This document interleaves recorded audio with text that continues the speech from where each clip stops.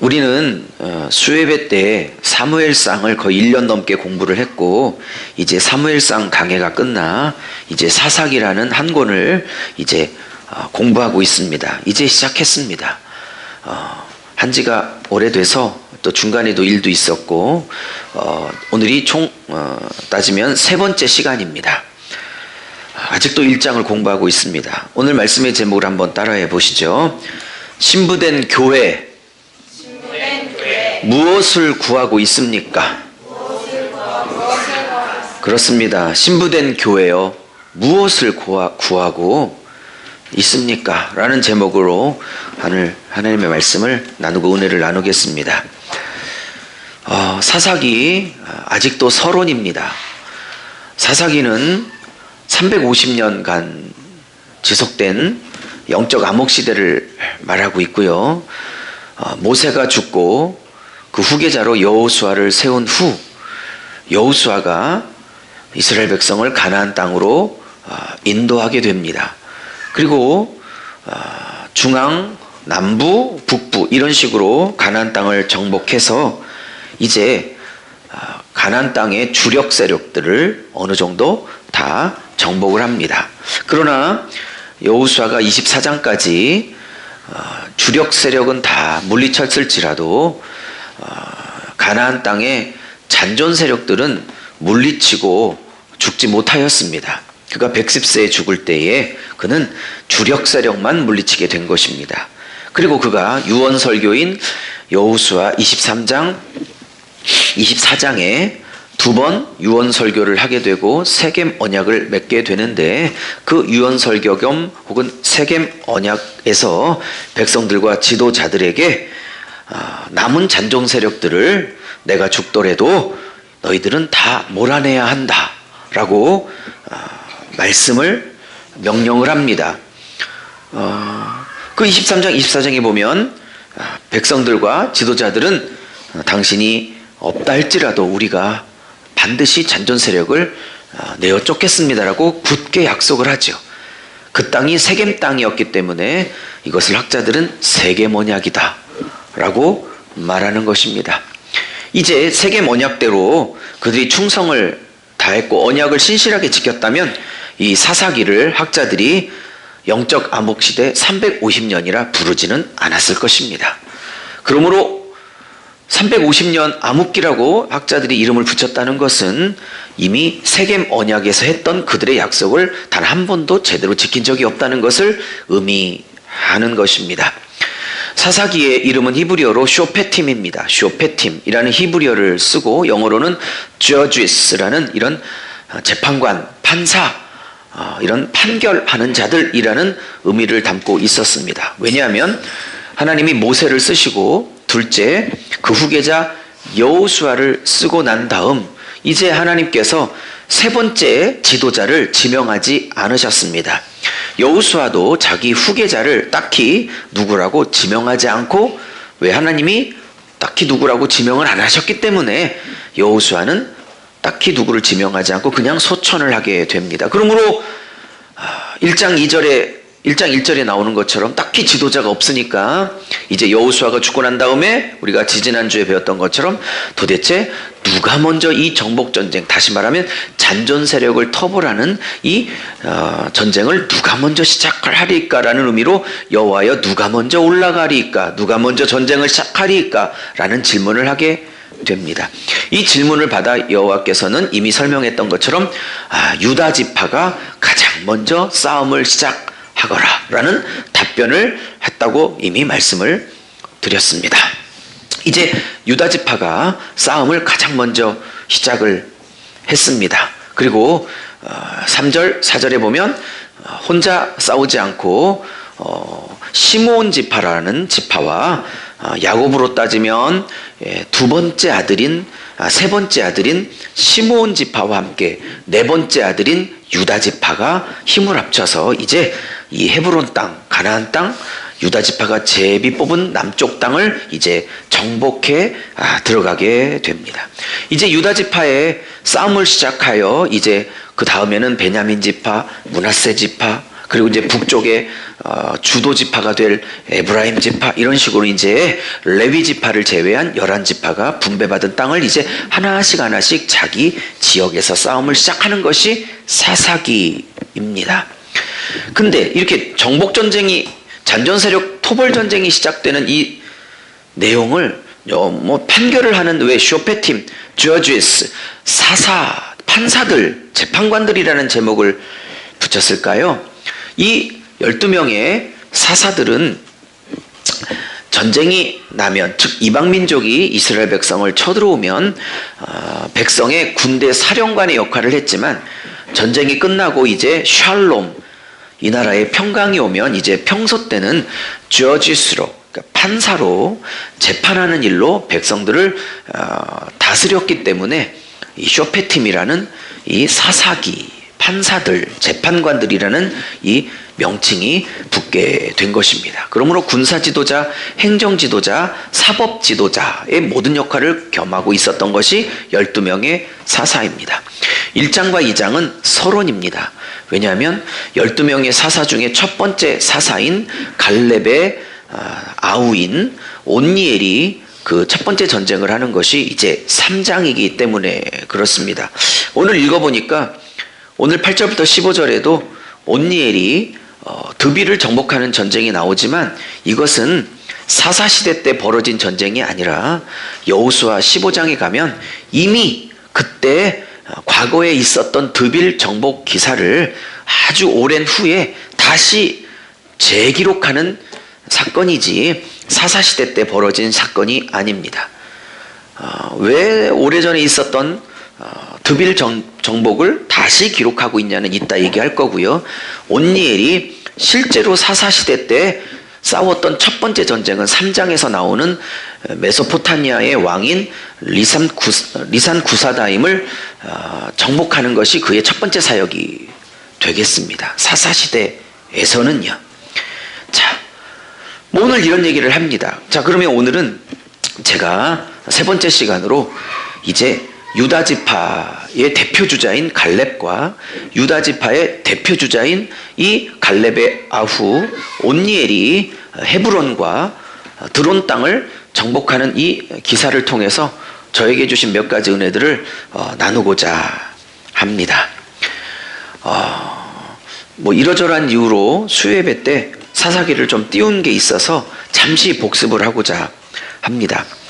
사사시대는 우리 2019년을 살아가고 있는 이 대한민국 혹은 전 세계의 영적 상태와 너무나 닮아 있다고 제가 서론을 할 때 말씀을 드렸습니다. 사사기 350년을 왜 학자들이 영적 암흑기 350년이라고 하는 것은 이유가 분명합니다. 그것은 사사기 마지막 장 마지막 절에 사사기의 영적 상태를 이 사사기의 저자가 그렇게 진단하고 평가하고 끝내기 때문에 그렇습니다. 사사기는 누가 졌는지 아무도 모릅니다. 보통은 사무엘 선지자께서 졌다고 보수 신학자들은 말하지만 그것도 오래된 이론이고 아무도 모릅니다. 천국 가서 이런 것들이 궁금할 뿐입니다. 아마 천국 가면 사사기의 저자가 분명히 있겠죠? 하나님께 여쭤볼 요량입니다. 아무도 모릅니다. 그러나 사사기 저자는 이 사사시대 350년의 영적 상태, 영성을 왜 암흑기에 떨어졌는지 이렇게 표현합니다. 21장 25절이 사사기 마지막 장 마지막 절로 제가 기억하고 있는데 21장 25절이 이렇게 얘기합니다. 이스라엘의 왕이 없었으므로 사람들이 자기의 소견에 옳은 대로 행하였더라 라고 350년을 영적으로 진단합니다. 이스라엘의 왕이 없었다는 표현을 17장부터 시작해서 총 4번을 이 저자는 표현하고 있습니다. 여러분 여쭤보겠습니다. 몇 주 전에도 여쭤봤지만 이스라엘의 왕이 있습니까? 없습니까? 여러분의 왕은 누구십니까? 대답은 잘합니다. 진짜 왕이십니까? 정말요? 그렇습니다. 이 사사시대 350년 백성들도 입으로는 하나님이 왕이라고 고백을 했던 사람들입니다. 그러나 이스라엘의 왕이 없었다라고 저자가 이 영성을 평가하고 있는 건 그들이 입술로 고백하지 않았다는 게 아니고 그들은 입술로 고백했으나 어떤 삶의 영역에 들어가서는 이 부분은 하나님이 왕일 수 없어라고 고집하는 영역들이 존재했기 때문입니다. 그것이 물질이든 자녀든 내 인생이든 내 남편이든 내 계획이든 뭐든 어느 영역에 들어가면 하나님이 없는 것처럼 살아갔던 시대가 350년 사사 시대이기 때문입니다. 이 백성이 하나님을 없다라고 350년을 산 게 아닙니다. 실제로 하나님이 없는 것처럼 살아낸 삶을 말하고 있는 저자의 의도입니다. 사랑하는 여러분, 하나님을 왕으로 인정하지 않으면 그 인생의 보좌에, 그 왕좌에 반드시 누군가를 앉히게 됩니다. 왕이신 하나님을 이 백성이 왕의 자리에서 밀어냈다는 말을 이스라엘에 왕이 없었다라고 하는 겁니다. 여러분, 저를 보십시오. 왕이 분명히 계신데 그 자리를 밀어냈어요. 여쭤볼게요. 누군가 왕이 그 자리에 있는데 그 사람을 그 왕의 자리에서 밀어냈습니다. 목적은 그 자리를 공석으로 만드는 게 목적입니까? 밀어내고 누군가가 될진 모르지만 그 자리에 누군가를 앉히는 게 최종 목적 같습니까? 공석으로 놔두려고 왕을 밀어내는 자는 없습니다. 반드시 누군가를 앉히려고 왕을 밀어냅니다. 제가 오늘 평소랑 달리 어투가 왜 이런지 모르겠습니다. 평소대로 해볼게요. 자, 왜 밀어냈을까요? 훨씬 낫죠? 왜 밀어냈을까요? 괜히 폼 잡았습니다. 이게 훨씬 편한 걸. 왜 밀어냈을까요? 누군가를 앉히고 싶었기 때문이죠. 그 누군가는 이렇게 말합니다. 21장 25절에 이스라엘의 왕이 없었으므로, 이 말은 누군가를 밀어냈다는 뜻이고, 그리고 공석이 됐습니다. 밀어내는 자의 목적은 공석이 목적이 아니고 vacant seat가 목적이 아닙니다. 누군가를 앉히고 싶은 겁니다. 그러면 논리적으로 21장 25절에 후반절에는 앉히고 싶은 그 대상이 나와야 논리적으로 맞습니다. 그러니 이렇게 말합니다. 누구를 앉히고 싶었는지를, 이스라엘의 왕이 없으므로 그 다음 진짜 목적은 자기의 소견에 옳은 대로 행하였더라. 이거는 나 자신을, 나의 자아를 왕으로 앉혔다는 표현을 하고 있습니다. 사람은 그 마음의 보좌 왕좌에 누군가를 앉히는 것이지 절대 빈 공간으로 나누는 아닙니다. 그게 하나님이든 내 자신이든 둘 중에 하나 결판이 나는 것입니다. 사랑하는 여러분, 이제 몇 달간 혹은 1년간, 1년까지는 아닐 것 같은데 적어도 6, 7개월 배우게 될 이 사사기에 나오는 그 모든 진짜 말도 안 되는 이 폐악과 죄악과 타락의 사건들을 꼼꼼하게 원어들을, 히브리어들을 확인하며 배우게 될 텐데, 이 모든 말도 안 되는 사건, 특별히 가장 정말 말도 안 되는 사건은 17장, 18장, 19장에 나오는 레위인이 첩이 있었다는 사건, 목사가 세컨드가 있다는 사건이에요. 목사가 첩이 있었다는 거예요. 왜 사람들은 레위 지파에 첩이 있다는 그 첩에 의문을 안 갖는지 모르겠어요. 목사 지파에 두 번째 부인이 있다는 게 이게 어떤 의미인지를 잘 이해가 안 가나 봐요. 그것도 황당한 일인데, 그 첩이 싸워서 친정 아버지 집에 갔을 때에 그 첩을 데리러 이 레위 지파, 오늘로 따지면 목사가 찾아갑니다. 첩입니다. 본부인이 아니고. 오는 길에 베냐민 지파 기브와 불량배들에게 걸려서 윤간을, 밤새껏 강간을 당합니다. 그리고 그 고통이 너무 컸는지 새벽에 운명을 하게 됩니다. 그거를 본 이 레위 사람이 아내를 12토막 내서 12지파에게 자기 분을 풀려고 다 보내버리는 토막 사건이 저 17장 이후로부터 나옵니다.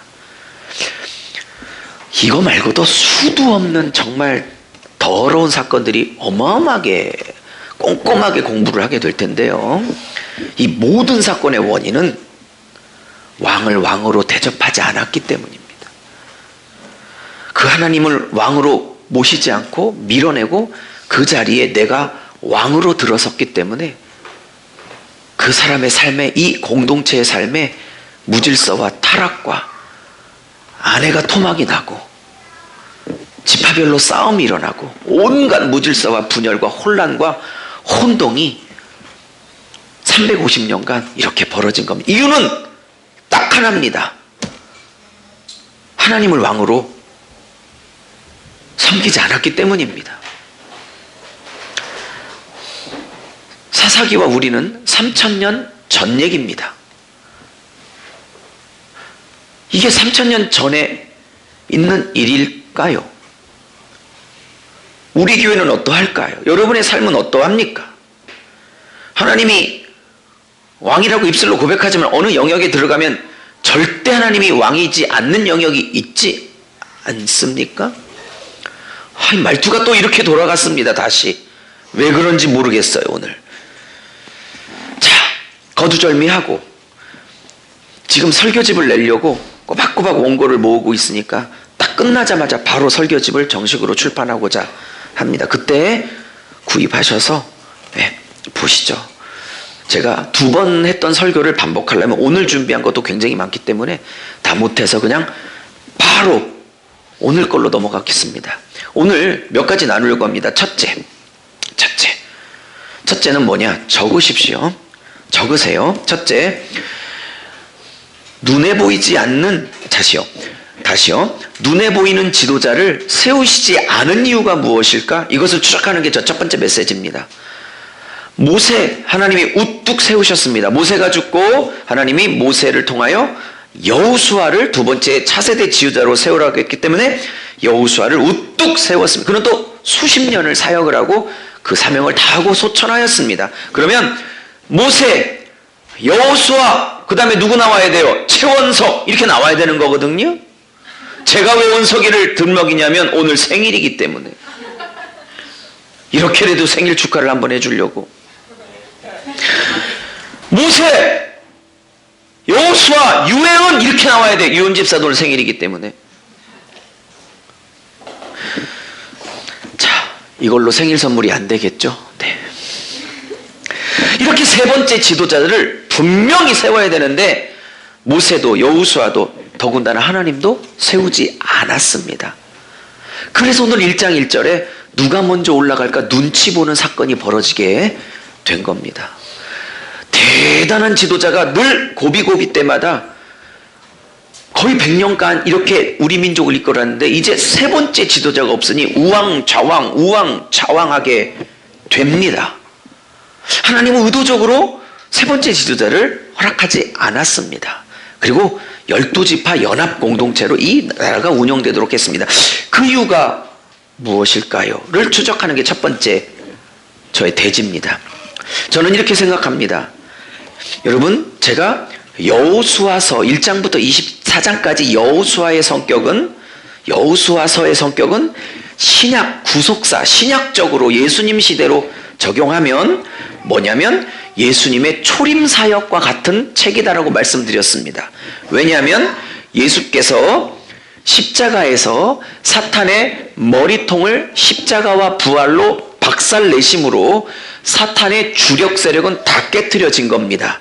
마치 여호수아에서 가나안의 7족속 주력 세력이 다 깨트려진 것처럼 말입니다.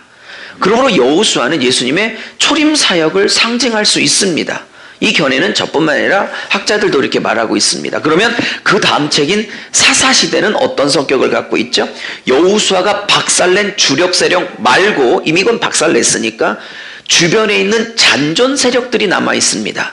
이것은 마치 예수께서 십자가와 부활이라는 초림사역으로 사탄의 머리를 박살냈지만 예수의 재림 때까지 사탄의 잔존 세력이 남아있어 교회와 싸움을 하는 구도와 너무나 흡사하기에 이 사사기는 구속사나 혹은 신약적으로 적용해 보면 예수님의 초림과 예수님의 재림 사이에 있는 교회 시대를 상징한다, 얼마든지 볼 수 있는 겁니다. 아멘을 하든 말든 그렇습니다. 아멘. 그렇다면 왜 눈에 보이는 지도자를 굳이 안 세워졌는지 이유가 나오게 되는 것입니다. 예수님이 이 땅에서 33년 초림 사역을 하실 때 눈에 보이는 예수라는 분명한 지도자가 있었습니다. 그렇죠? 그러나 예수님은 모든 사역을 감당하시고 부활하시고 승천하셔서 하나님 보좌의 우편에 혼자 올라가셨습니다. 이제 교회가 이 잔존 세력을 토벌하는 남은 싸움을 하게 되는 겁니다. 제 해석이 틀리지 않는 이유가 골로새서에 분명히 사도 바울은 이렇게 편지를 합니다. 너희들은 그리스도의 남은 고난에 동참하라. 그리스도의 남은 싸움에 동참하라. 골로새서는 요구하고 있기 때문에 제 견해는 더 지지받을 수 있는 겁니다. 이해하셨습니까? 그러면 신약시대 때는 눈에 보이지 않는 성령님이 우리 마음 안에 들어오셔서 우리를 이끌어가는 시대입니다. 그 성령이 말씀을 가지고 우리를 이끌어가는 시대입니다. 사사시대는 여러모로 여러 가지로 봤을 때 초림과 재림 사이의 교회 시대를 상징하기에 충분합니다. 그러기에 여기에 눈에 보이는 지도자가 사라지고 있는 것은 눈에 보이지 않는 성령으로, 그 성령이 말씀으로 우리를 인도하는 교회 시대를 의미한다. 저는 그렇게 보는 것입니다. 두 번째입니다. 아직도 서론인데 온니엘 얘기를 들어가야겠는데 아직도 서론입니다. 두 번째 나누고 싶은 건 이런 겁니다. 이 사사시대는 어떤 시대냐면 한 사람이 하나님께 나아가 하나님의 뜻을 받는 그런 시대가 아니에요. 이 사사시대는 지파별로 각각의 백성들이, 개인들이, 지파 공동체가 누군가를 의존하지 않고 각자가 하나님 앞에 나가 각자가 하나님의 뜻을 구하고 각자가 하나님의 뜻을 분별하는 시대로 요구하는 겁니다. 어떤 한 담임 목사가, 유석영 목사가 모든 응답과 뜻을 받아서 하나님이 이러더라, 하나님이 너한테 저런 걸 요구하시더라를 전달하는 시대가 아니라는 겁니다. 목소리가 막 갈라지는 이유는 제가 어제 오늘 그저께 어제 너무 힘들게 강의를 많이 하고 왔기 때문에 목이 회복이 안 되네요. 오늘도 누구를 시킬까 하다가 그냥 내가 해야지. 근데 시킬 걸 그랬어요. 후회하고 있어요. 이 시대는 한 사람이 하나님의 응답을 받아 백성에게 전달하는 모세 시대, 여호수아 시대가 아니고 각자가 하나님 앞에 각자가 나가 각자가 하나님의 뜻을 묻고 각자가 하나님의 뜻을 구하여 분별하여 그 뜻을 순종하는 시대입니다. 아멘 합시다. 여러분도 몇몇의 사역자들을 의심하지 말고 여러분 안에 계시는 여러분의 하나님과 예수님께 나아가 여러분이 직접 하나님을 독대하십시오. 세 번째입니다. 아직도 서론입니다. 가장 중요한 것일지도 모르겠어요. 세 번째, 이 사사기의 싸움은, 이 사사기의 350년의 싸움은 적으세요. 가나안 족속과의 싸움이 아닙니다. 사사기 350년의 싸움은 가나안 족속과의 싸움이 아니고요. 이 350년의 싸움의 핵심은 나 자신과의 싸움입니다. 여호수아 때나 그리고 앞으로 7개월 정도 공부하게 될 이 사사기 21장 전체에나 원칙은 똑같습니다. 즉 여호수아 때나 이 사사기 때나 다 똑같습니다. 원칙이 어떤 원칙이냐? 이 이스라엘 12지파의 힘으로 주력 세력이든 잔존 세력이든 이기는 전쟁이 아니에요. 하나님이 이겨주시는 전쟁입니다. 근데 여호수아 때나 혹은 사사기 때나, 물론 사사기가 더 심하지만 이 사사기 때 계속 실패하고 이 전쟁에 또 지고 때로는 막 30년, 40년, 몇십 년을 그 이방 민족에게 지배를 받아요. 왜 그렇게 사사기 때는 여호수아 때와는 달리 그렇게 실패할까요? 이유가 하나예요. 뭐냐면 가나안 족속이 더 세져서가 아니에요. 이 잔존 세력은 주력 세력보다는 약한 세력입니다. 왜냐하면 여호수아 시대 때 임을 다 박살냈기 때문에 그래요. 사탄의 머리통은 하나님이 다 예수님이 십자가와 부활로 박살냈기 때문에 그 다음에 잔존 세력과 싸우는 건 예수님의 싸움만큼 어려운 싸움이 아니에요. 우울 못 이기고 음란 못 이기고 낙심 못 이기고 좌절 못 이기고 성적인 욕망 못 이기고 돈에 관한 욕심 못 이겨서 난리를 치지만 예수께서 하셨던 주력 싸움과는 비교할 수 없는 쉬운 싸움이라 이 말입니다. 근데 문제는 여호수아 때도 몇 번 실패를 했죠. 아이성에서. 그리고 사사기 때는 죄다 실패합니다. 성공한 적이 없습니다. 왜 그렇게 죽도록 실패했을까요? 이 전쟁에. 이유는 하나예요. 이 가나안 잔종 세력이 주력 세력보다 더 세서도 아니고 갑자기 이스라엘 12지파가 전력이 군사력이 갑자기 약화돼서도 아니에요. 한 가지 때문에 이렇게 박살이 납니다. 이 잔존 세력에게도 딱 하나 뭐예요? 자신과의 싸움에서 철저하게 실패합니다. 여호수아 때는 자신과의 싸움에서 이기도록 촉구하고 이끌어주고 분발할 수 있는 지도자가 있어서 끌려가다시피 하여 이 싸움을 했지만 지도자가 없이 이 싸움이 각자의 영역 안에 맡겨놓으니까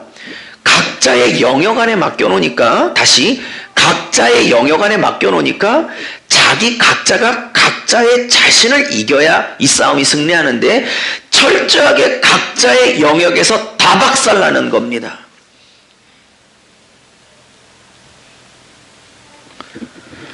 그러므로 이 사사기 350년의 전쟁은 외적인 적 가나안 잔존 세력의 문제가 아니라 내 자신과의 싸움에서 이기느냐 못 이기느냐에 따라서 이 잔존 세력이 우리를 정복하냐 우리가 이 잔존 세력을 정복하냐가 거기 자기 자신에서의 싸움에서 결판이 나는 것입니다. 여러분 자신을 이기십시오. 자신의 싸움에서 지지 마십시오. 자, 드디어 오늘 보면 온니엘 얘기와 갈렙 얘기를 좀 하겠습니다. 자, 첫째, 네 번째군요. 오늘 네 번째군요. 자, 이제 갈렙 얘기를 조금 해보겠습니다. 이 갈렙과 관계돼서 하나님 제게 주신 말씀입니다. 적어보시죠. 네 번째입니다. 자격 없는 자를 들어쓰시는 하나님 앞에 겸손하십시오. 다시, 자격 없는 자를 즐겨 들어 사용하시는 하나님 앞에 겸손해야 합니다. 자, 무슨 얘기인지 설명할게요. 8절, 유다 자손이 예루살렘을 쳐서 점령하여 칼날로 치고 그 성을 불살랐으며 그 후에 유다 자손이 산지와 남방과 평지에 거주하여 가나안 족속 싸웠고 10절, 유다가 또 가서 헤브론에 거하는 가나안 족속을 쳐서 세세라는 사람 아이만이라는 사람 달멧을 쳤다고 말했습니다. 그 성이 헤브론인데 옛 이름은 기럇 아르바라입니다. 자, 저를 보시죠. 100번 봐도 몰라요. 저를 보세요. 빨리. 10,000번 봐도 모르니까 빨리 보세요. 저를. 무슨 얘기냐? 이런 겁니다. 언뜻 보면 이게 여호수아 시대가 끝나고 사사 시대 때 있었던 일처럼 보이지만 여호수아 15장 13절 14절로부터 쭉 이 부분을 보면 이게 여호수아 시대 때 벌어진 과거 사건이라는 것을 명백하게 알 수 있습니다. 그때 이 셋의 아이만 달메를 갈렙이 이 헤브론 땅에서 쫓아내고 헤브론을 취했다라는 것이 여호수아 15장에 명백하게 나오고 있습니다. 그러니 사사기 저자는 오래전에 있었던 이 기록을 유다 지파의 대표적인 승리니까 이거를 다시 재기록하여 유다 지파의 업적을 자랑하고 있는 겁니다. 이해하셨죠? 그러니 이 시대 때 벌어진 사건이 아니올시다. 자, 그러면 이 헤브론 전쟁의 주역이었던 갈렙이 이 전쟁을 어떻게 임했는지를 살펴보면 되는 겁니다. 그러면 여러분, 갈렙이 이 세 사람을 죽이고 쫓아냈는데 여호수아 15장에 도대체 갈렙은 누구였을까요? 이게 핵심입니다. 여러분, 여호수아와 단짝이 누구였어요? 갈렙이었죠. 출애굽했던 1세대 백성이 다 원망과 불평 때문에 광야에서 다 죽었지만 1세대 중에 유일하게 살아남아 가나안 땅을 들어갔던 딱 두 명이 여호수아와 갈렙이죠. 항상 구약 성경은 갈렙을 먼저 씁니다. 이것은 그가 몇 살이라도 연장자였다는 걸 알 수 있어요. 그리고 그가 가데스 바네아에서 출발해서 40일 동안 가나안 땅을 정탐하고 12명이 돌아올 때에 10명은 부정적 보고를 하고 긍정적 보고를 한 여호수아 갈렙만 있었는데 그때도 갈렙이 먼저 나오고 그리고 모세에게 그 땅이 하나님이 주신 땅이 맞는데요 라고 그런 긍정적 보고를 할 때도 그 보고를 여호수아가 하지 않고 갈렙이 합니다. 이것은 그가 신앙적으로도 앞서 있고 나이적으로도 앞서 있다는 걸 말하고 있습니다. 여기에 갈렙의 겸손이 있습니다. 뭐로 보나 연장자입니다. 신앙도 그렇고. 이해하셨어요? 근데 하나님이 자기가 아닌 자기보다 신앙적으로나 나이적으로 어린 여호수아에게 기름 부어 그를 윗권위로 세우셨습니다. 근데 여호수아에 보면 단 요만큼도 그거에 대한 시기도 질투도 반항도 왜 저렇게 하셔? 하나님은 나이도 못 사셔? 한자를 모르셔? 장유유서? 이렇게 하지 않았습니다. 저는 여호수아보다 영성이 더 뛰어난 사람을 갈렙이라 보고 있는 겁니다. 제가 만약에 유렙이었으면 못 알아들은 거예요. 내가 유렙이었으면 나는 가만 안 있습니다. 하나님 앞에. 사람 무시하는 거예요. 사람 무시해. 사람 무시해. 나를 어떻게 보고. 저 같으면 그랬을 거예요. 여러분, 그러므로 사도행전에 바울보다 더 큰 사람이 바나바였던 것처럼 겉으로는 여호수아가 대단해 보이지만 사실은 자기 안에 자기가 없었던 갈렙이 훨씬 더 깊은 사람. 뭐 조금만 누가 영육간에 복 받으면 시기 질투 나서 뒤집어지죠. 그런 사람은 끄덕여 봐요. 정직하게. 나는 영육간에 아주 나 시기 질투가 많다. 끄덕여 빨리 해봐요. 정직해봐. 아주 그냥 같이 개척했는데 벌써 1000명 됐다고 그러면 난 미치겠어. 눈이 뒤집혀가지고. 여러분은 나빠. 하나님 앞에 정직해야지. 어쩌면 여러분도 지금 저처럼 이 정도는 흔들어야 되는 거 아니냐고. 이해합니다. 창피하니까 대표로 제가 흔들었습니다. 자기 안에 자기가 없어야 합니다. 할 얘기 많은데 큰일 났네. 이 갈렙이란 뜻은 히브리어로 개란 뜻입니다. 멍멍 개, 도구입니다. 왜냐하면 이 갈렙이 유다지파가 아니거든요. 원래 출신이 이방민족입니다. 이방민족인데 왜 개냐면 이 마을이 개를 키우고 개를 통해서 밥을 먹고 있는 개부족 출신이기 때문에 그런 명칭이 붙였다고 학자들은 보고 있습니다. 정확하게 어떤 족속인지 아무도 모릅니다. 뭐 겐족속이라고 하기도 하겠지만 그것도 정확하지 않습니다.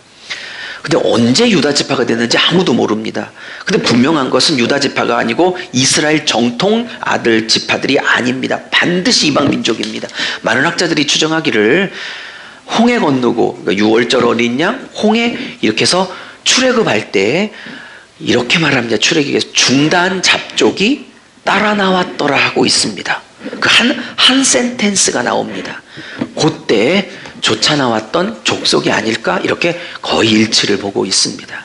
그러면 그렇게 쫓아 나왔다가 여호와 신앙으로 완전히 귀화를 해서 이제는 유다지파라는 명문 가문에 딱 들어오게 된 겁니다. 그러나 그 뿌리는 이방 민족이라는 사실을 알아야 하고 오늘 드비를 정목하고 악사의 남편이 될 온니엘도 첫 번째 사사인 온니엘도 갈렙의 아우였으면 그도 당연히 이방 민족입니다.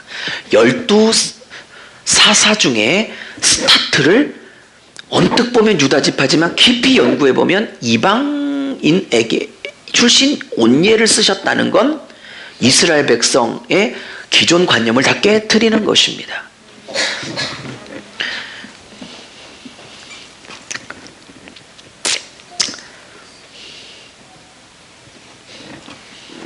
근데 민수기 13장 22절에 가면 세세, 아히만, 이 달메, 이 갈렙이 쫓아냈던 이 세 사람을 민수기 13장 22절에는 그들은 아낙자손 출신이다 이렇게 말합니다. 그럼 아낙자손은 또 누구냐? 아낙자손은 또 누구예요?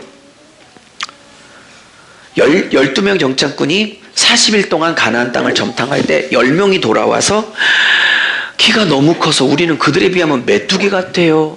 이러죠. 그 10명이 본 사람이 헤브론 땅의 남자를 보고 우리는 메뚜기예요. 그들에 비하면 이렇게 말했던 건데 그 사람들이 아낙 자손입니다. 그러면 아낙 자손은 언제냐면 창세기 6장에 가면 하나님의 아들과 사람의 딸들이 아이를 낳는데 그들이 네피림이었다고 그러죠. 그 네피림이 히브리어로 거인들이란 뜻인데 그 네피림의 후손이 아낙 자손이고 아낙 자손의 후손이 오늘 이 세 사람이고 이 세 사람의 후손이 나중에 다윗이 물맷돌 5개로 무너뜨리게 될 골리앗으로 이어지게 됩니다. 그러므로 골리앗도 아낙, 이 계보가 이렇게 오는 겁니다. 제가 어려운 얼굴 표정 봤더니 이제 거의 입신 상태로 듣고 있습니다. 헷갈려가지고. 자, 말씀을 마무리할게요. 하나님이 정통 유다 지파, 정통 이스라엘 백성을 쓰지 않았어요. 많은 사람들이 갈렙을 그냥 유다, 당연히 아브라함 자손이라고 생각하지만 그는 아브라함 씨에서 태어난 사람이 아니라 이방 사람입니다. 온니엘도 더욱더 그렇고요. 여러분, 하나님은 자격 없는 자를 쓰십니다. 그리고 갈렙, 자기보다 신앙적으로 나이적으로도 후배인데도 불구하고 모세와 하나님이 그를 지명했을 때, 그에게 더 많은 축복과 영권을 주셨을 때 요만큼도 시기 질투가 없어. 속으로 시기 질투하고 있는 사람들 잘 듣고 회개하세요. 5번째입니다.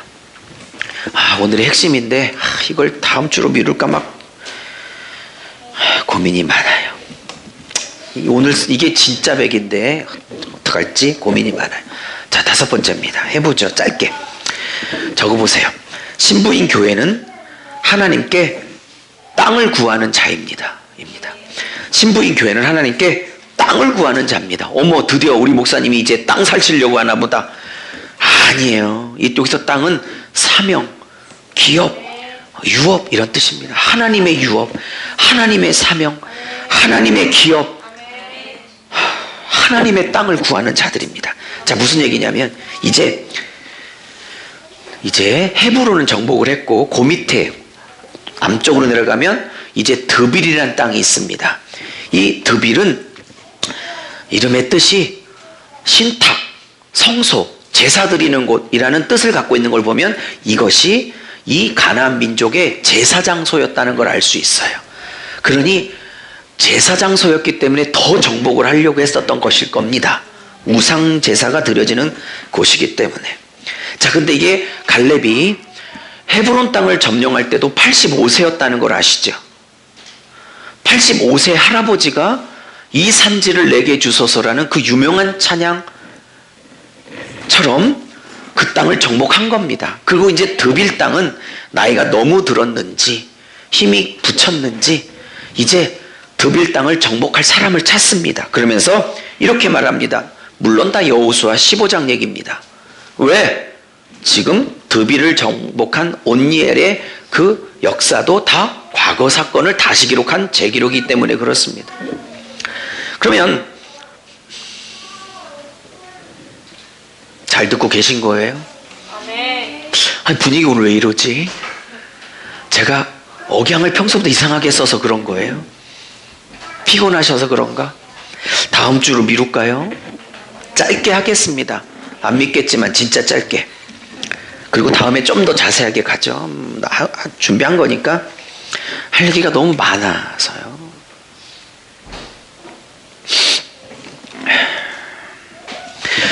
이 드빌 땅은 갈렙이 힘에 겨웠는지 본인이 정복을 못하고 이렇게 얘기합니다.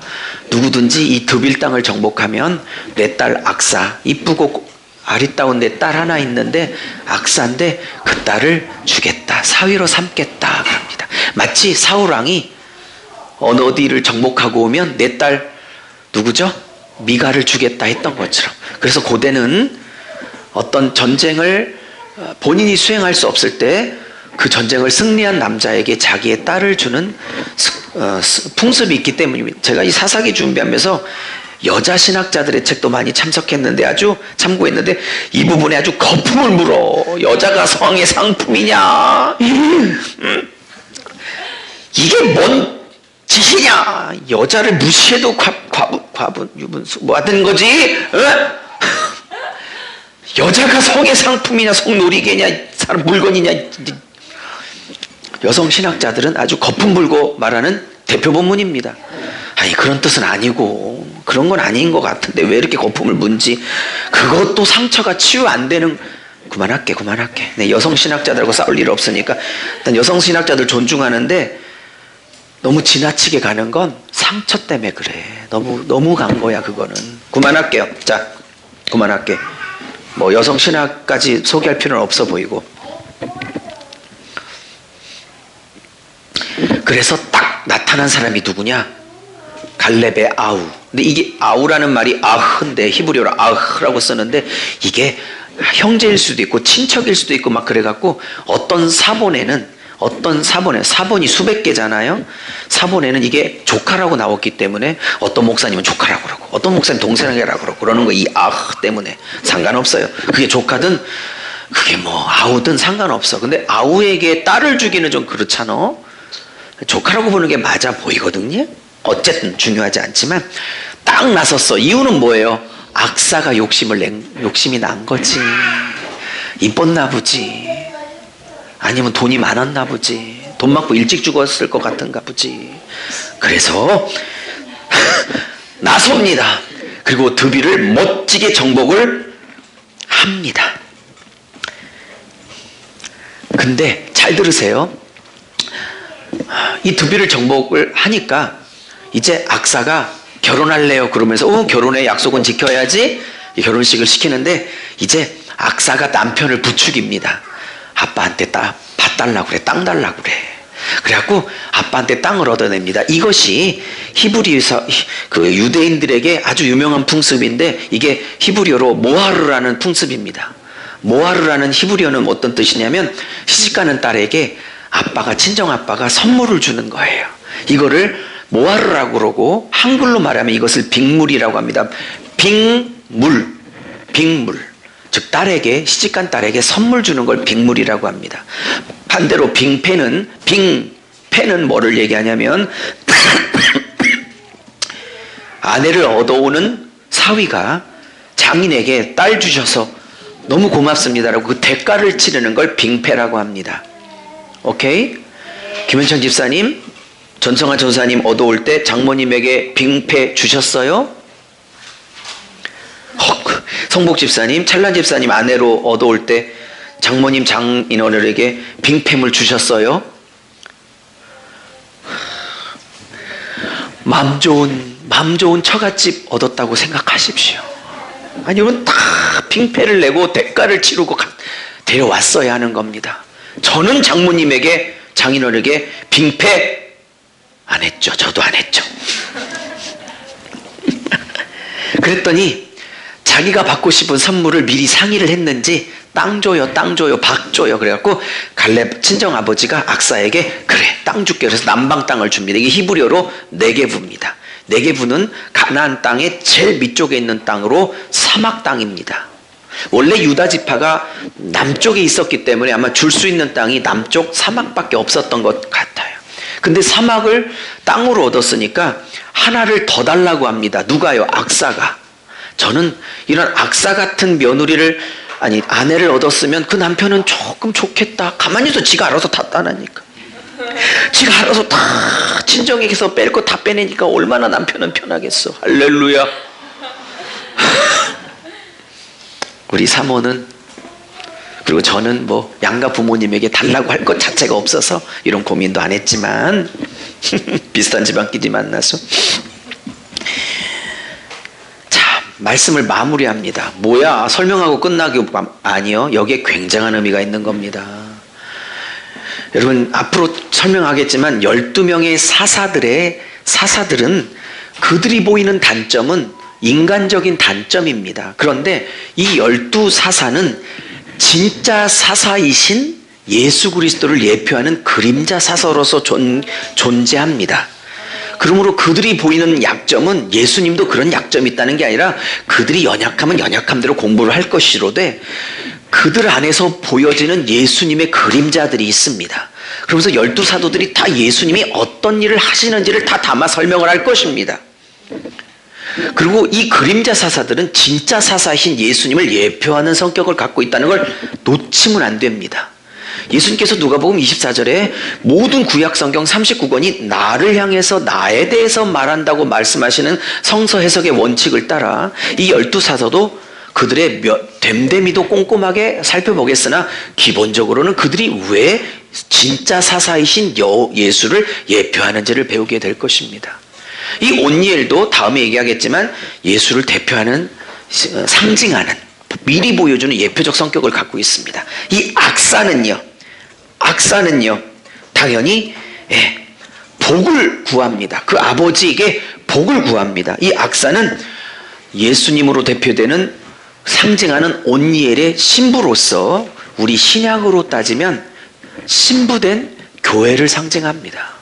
자, 이제 말씀을 마무리합니다. 오늘 제목이 뭐예요? 오래돼서 기억이 안 나시겠지만 신부여, 신부된 교회여, 무엇을 구하고 있습니까? 입니다. 오늘 이 악사는 빅물로서 친정아버지에게 뭘 선물을 받을까 하다가 땅을 달라고 합니다. 그리고 샘을 달라고 2개를 요구합니다.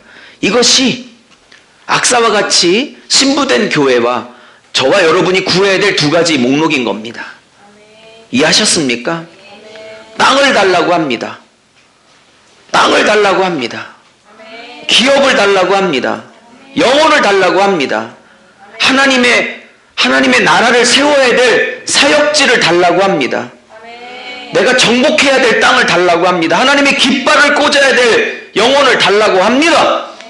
그 지역을 달라고 합니다. 근데 문제는 이 신부가 정복하고 일궈야 될 이 기업이 네게브, 사막이에요. 이것도 기가 막힌 거예요. 쉬운 땅이 아니에요. 쉬운 땅이 아니라고.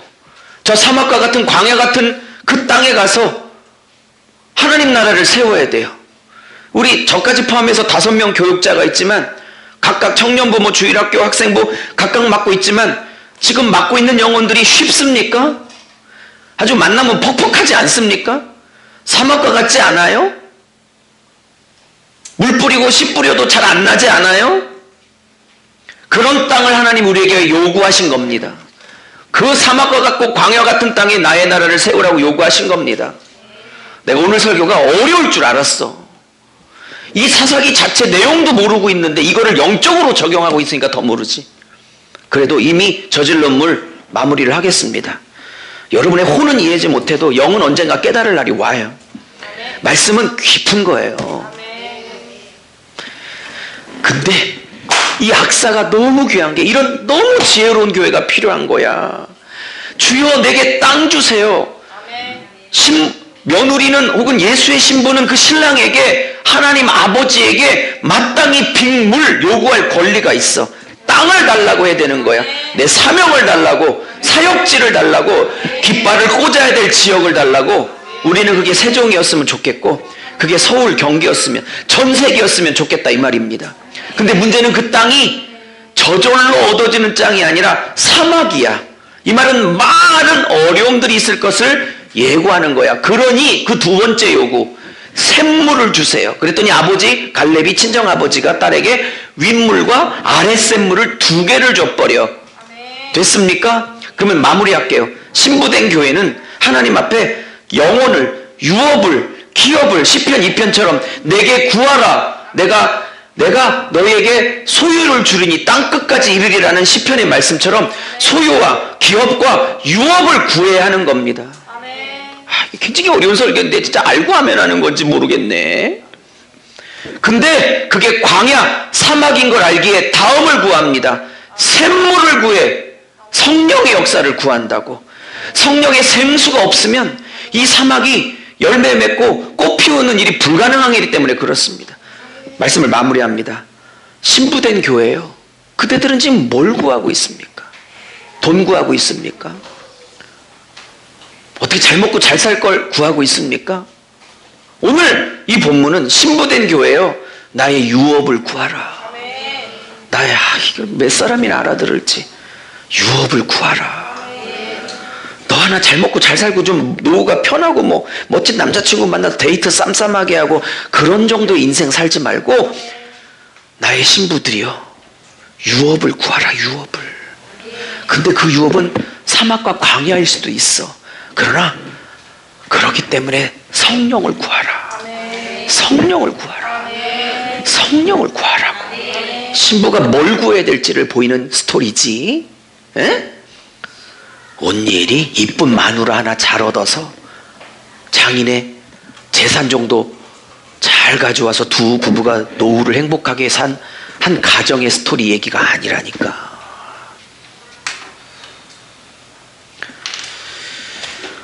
이렇게 풀었던 저의